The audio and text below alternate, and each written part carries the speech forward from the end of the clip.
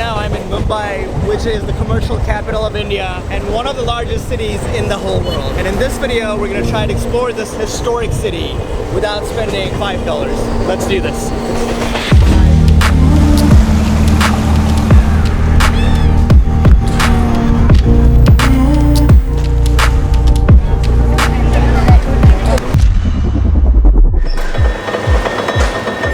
I'm at the very south of Mumbai, which is the most historic part of the city, arguably, and I'm about to start the day with a cup of tea or chai.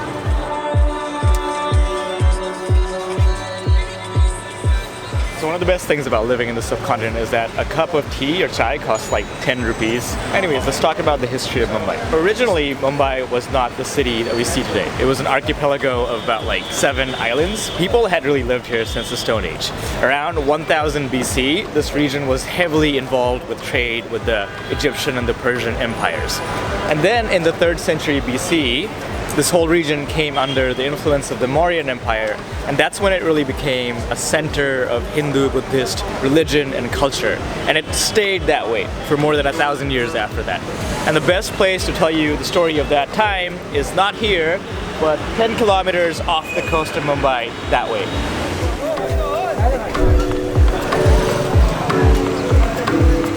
Elephanta Caves. Okay, so these ferry tickets are far from cheap, but I promise that's the most expensive thing that I'll be doing today.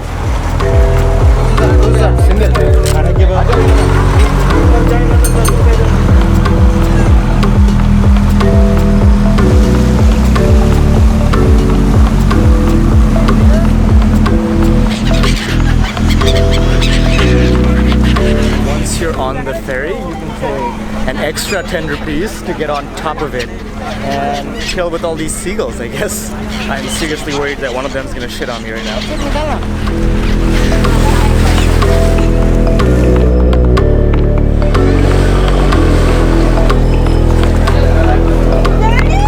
Finally on Elephanta Island, which is a UNESCO World Heritage Site and a historical place of worship that is 10 kilometers east of Mumbai. I'm actually on the jetty that leads to the island right now, and there are these train tracks here for this toy train that goes to the island from the place where they dock the boats.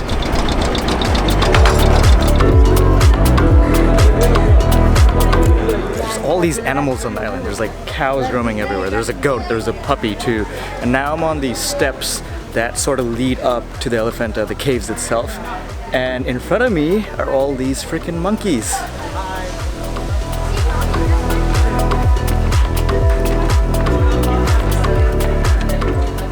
So I hear these monkeys can get really aggressive, but this one seems really chill. It's just enjoying its biscuit.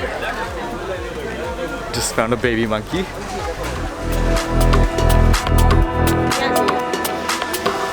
The ticket here costs like 40 rupees, and I'm at the main entrance to the Elephanta Caves. This place used to actually be called Karapuri, which means literally the city of caves, because it's a bunch of temple caves, 5 if I remember right, which is primarily dedicated to the Hindu god Shiva, who is one of the main deities of Hinduism. So inside the temple there are a lot of sculptures that are carved out of rocks that show a lot of Hinduism and Buddhism, or Hinduist and Buddhist iconography.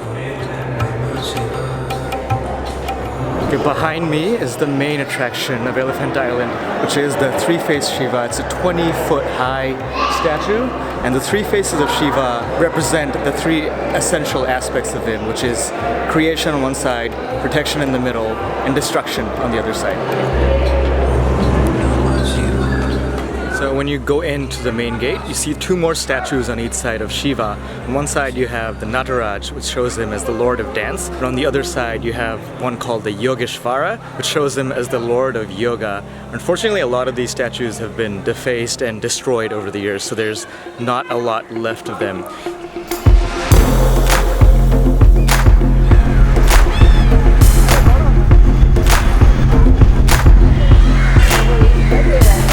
So I'm back in Mumbai, and the moment you get off the ferry, You're gonna see this statue behind me of this guy called Chhatrapati Shivaji. So Shivaji was the founder and leader of the Maratha Empire, which was an empire that dominated most of the Indian subcontinent back during the 18th century. He was a very successful Hindu ruler in an era when India was mostly dominated by Muslim Mughal emperors. It's not a surprise that this guy is still very popular to this day among the Marathi-speaking people of Maharashtra. They named the airport of Mumbai after him. They even renamed the main train station that we're gonna see later after him as well.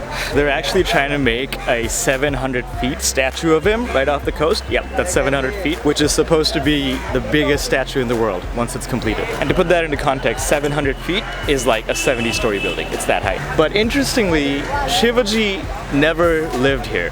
And Mumbai was far from being the capital of the Maratha Empire. So you might ask, how did Mumbai become such an important city? And the answer is because of colonizers. That island we just came from, called Elephanta Island, that was actually called Karapuri, if you remember right.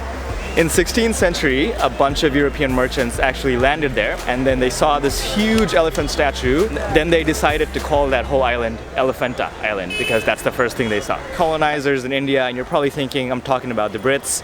I'm actually not. I'm talking about the people who colonized Mumbai before the British. I'm talking about the Portuguese. And I think we should move to West Mumbai right now because that's a better spot to continue the story. Bandra जाने की एक ticket.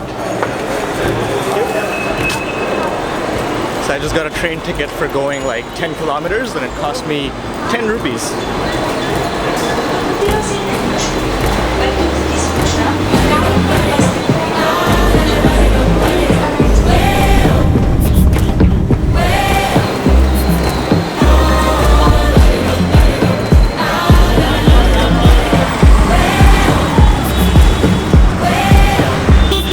Right now I'm in an auto rickshaw, which is the classic cheap private transport to get not just in Mumbai but all across the subcontinent, I want to say.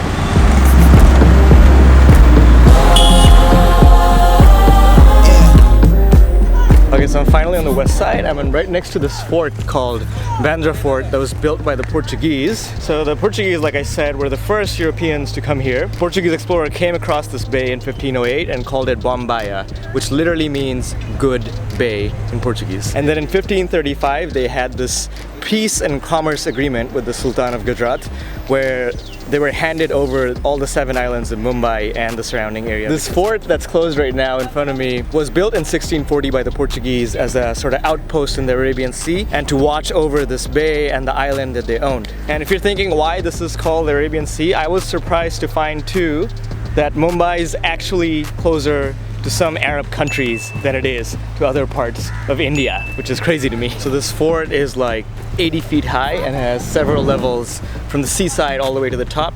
But unfortunately I can't go in right now because it's closed inside of COVID, so I can only show it to you from the outside, from the bottom.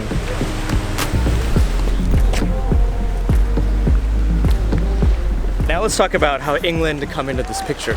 So in 1661, Catherine of Portugal from the royal family got married to Charles II of England, and the Portuguese decided to give away these 7 islands and a lot of other things as part of the dowry to England for that marriage. And at the time, they thought this was very insignificant, at least these 7 islands part of the deal. But it turned out to be probably the most important thing given away in a dowry ever, because after this came under England, this place was basically put under the ownership of the British East India Company, which essentially became a managing agency for the British government. And just like other cities in India that came under their ownership, like Kolkata, they started investing heavily into infrastructures and other things that they needed to make this an important seaport. So in the mid-18th century, there was the Hornby-Vallard project, which reclaimed all the land or all the sea between these islands and turned Bombay into the landmass that we see today. That project, along with a lot of other construction projects of roads and railways in the city, transformed Mumbai into one of the most important port cities on the Arabian Sea.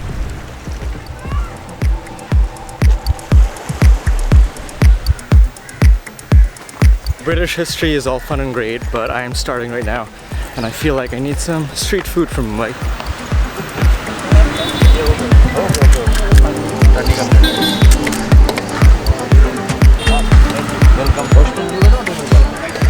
Okay, so this is Pani Puri, which is very similar to Fuchka in Bangladesh, and 6 of these together cost like 30 rupees.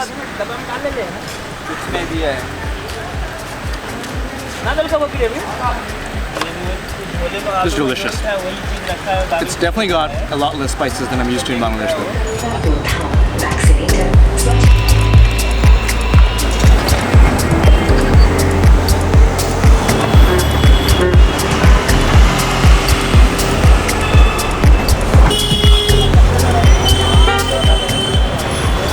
The amount of influence that the British had in building Mumbai in the early stages of the city is very evident from the architecture that you see in southern Mumbai. You can see it in the police station here, which is one of the fanciest police stations I've seen in my life. You can see it in the University of Mumbai. You can see it in the Bombay court. But most evidently, you can see it in the Chhatrapati Shivaji terminus, which is one of the busiest train stations in India and the headquarters of the Indian Central Railway. This place was actually called Victoria Terminus at first, but was renamed more recently to Chhatrapati Shivaji's name. And it's a UNESCO World Heritage Site, and it's definitely a gorgeous, gorgeous train station.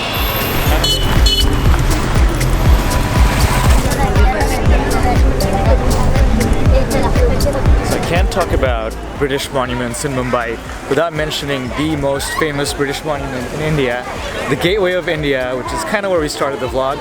Rising at 85 feet, this thing was built in 1913 to commemorate the visit of King George V, who was the British emperor that came to India in 1911, becoming the first ever British emperor to visit India, which was a big deal at the time. This place was used as sort of like a ceremonial entrance for a lot of important colonial people that came to India over the years. Ironically, after the British left and India gained independence, the very last British troops actually left through the Gateway of India one last time. And today this place is without a doubt one of the most iconic spots in all of India.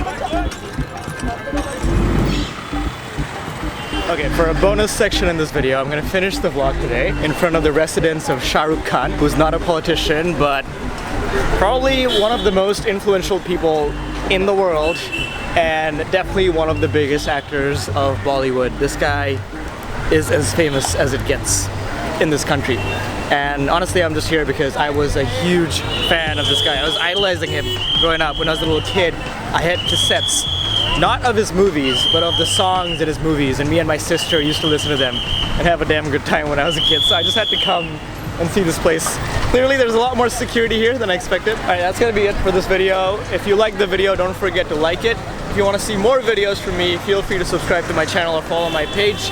And if you want to get real-time updates from me, feel free to follow me on Instagram. I'll catch you guys in the next video, probably from somewhere else in India in the north.